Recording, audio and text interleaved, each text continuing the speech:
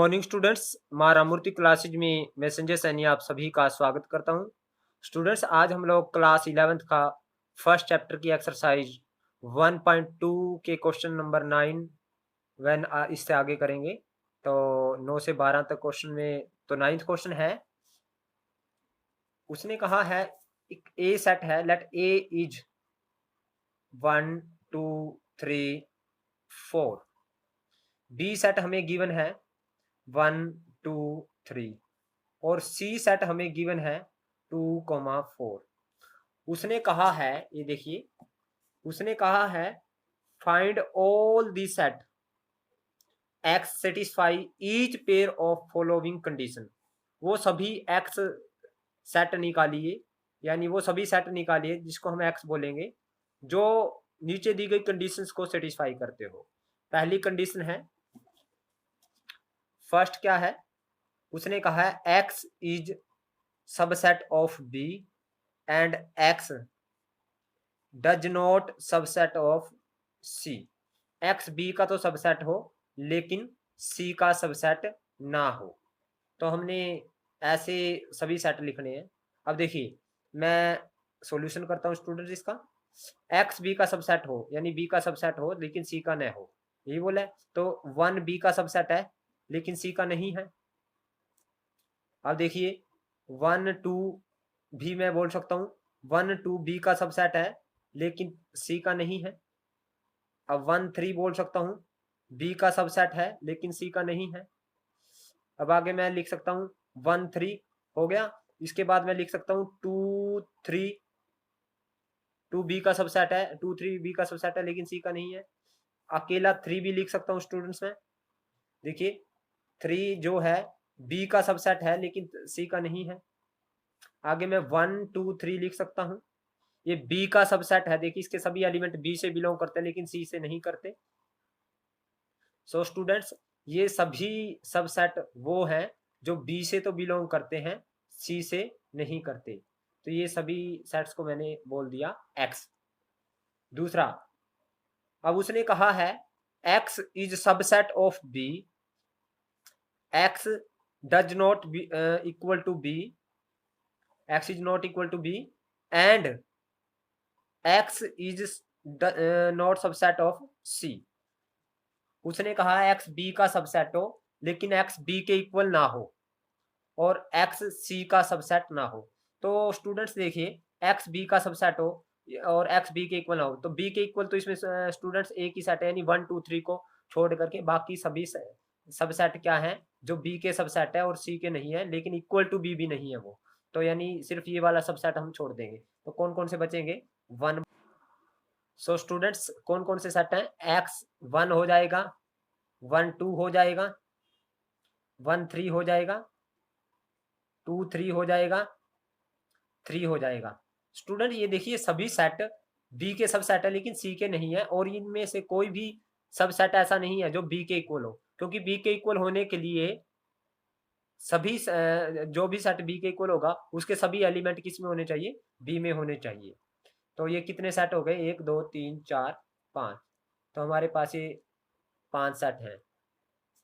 अब इसके बाद थर्ड पार्ट है इसका स्टूडेंट्स। थर्ड पार्ट क्या है? उसने कहा है X is subset of A and X is subset of B. X A का भी सबसेट हो, बी का भी हो, और and X is subset of C. उसने कहा एक्स ए का भी सबसेट हो, बी का भी हो और सी का भी हो। तो ए के, बी के और सी के कौन कौन से सबसेट हैं? यानी वो ए से भी बिलोंग करे, बी से भी और सी से भी। ये देखिए, अगर मैं 2 लूं तो 2 सब में है, यानी एक 2 हो गया सबसेट। सॉल्यूशन। उसके बाद एक 4 सब में है, 4 नहीं है सब में।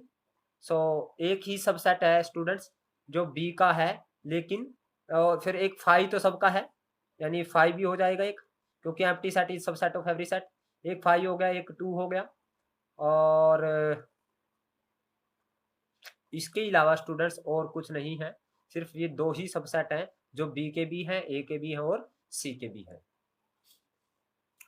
अब 10th क्वेश्चन देखते हैं स्टूडेंट्स।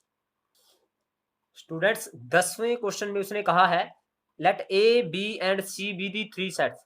ए बी और सी हमारे पास 3 सेट्स हैं। If A is subset of B, अगर ए बी का सबसेट है और बी बिलोंग्स टू सी और बी सी से बिलोंग करता है, is it true that A belongs to C, क्या ये सच है कि ए भी सी से बिलोंग करेगा? If not true then give an example, अगर सही नहीं है तो आपने एग्जाम्पल से इसको क्लियर करना है। अब ए बी सी तीन सबसेट इस तरह से लेने, सेट इस तरह से लेने हैं ताकि ए बी का सबसेट हो। लेट ए मैंने ले लिया 1,2 और बी ले लिया मैंने 1 2 3 और सी ले लिया हमने, उसने कहा है ए बी का सबसेट और बी बिलोंग्स टू सी, और सी मैंने ले लिया 1 2 3 4। तो अब देखिए स्टूडेंट्स, यहां पे मैंने देखा कि ए बी का सबसेट है और जो बी है सी से बिलोंग करता है। बिलोंग करने का मतलब क्या है, ये सारा का सारा विद करली ब्रैकेट सी के अंदर होना चाहिए, तो है 1 2 3 सारा करली ब्रैकेट। अब यहां से बताइए क्या ए बी सी से बिलोंग करता है? ए यहां सी से बिलोंग नहीं करता। क्यों नहीं करता? क्योंकि 1 2 विद करली ब्रैकेट होना चाहिए। 1 2 है लेकिन अकेला नहीं है, 1 2 के साथ 3 भी है करली ब्रैकेट के साथ, तो सिर्फ 1 2 करली ब्रैकेट के साथ इसके अंदर होना चाहिए था, तब हमारा ए बी सी से बिलोंग करता। सो हम ये कहेंगे इट इज नॉट ट्रू। तो यहाँ पे सॉल्यूशन में लिखेंगे, it is not true if A is subset of B and B is subset of B belongs to C, then A belongs to C. तो यानी ये सही नहीं है, अगर ए बी का सबसेट है, बी बिलोंग्स टू सी है और देन ए भी सी से बिलोंग करेगा, ये सही नहीं है। क्योंकि ये देखिए ए बी का सबसेट है, बी सी से बिलोंग करता है, लेकिन ए सी से बिलोंग नहीं करता। नेक्स्ट हम स्टूडेंट्स 11th क्वेश्चन देखते हैं। 11th क्वेश्चन उसने क्या कहा है, prove that if A is subset of 5 then A is equal to 5। उसने कहा है प्रूव करें अगर ए बी 5 का सबसेट है तो ए किसके इक्वल होगा, 5 के इक्वल होगा। यहां गिवन क्या है students, A is subset of 5, यानी ए 5 का सबसेट है, लेकिन हमें पता है we know that 5 is subset of every set.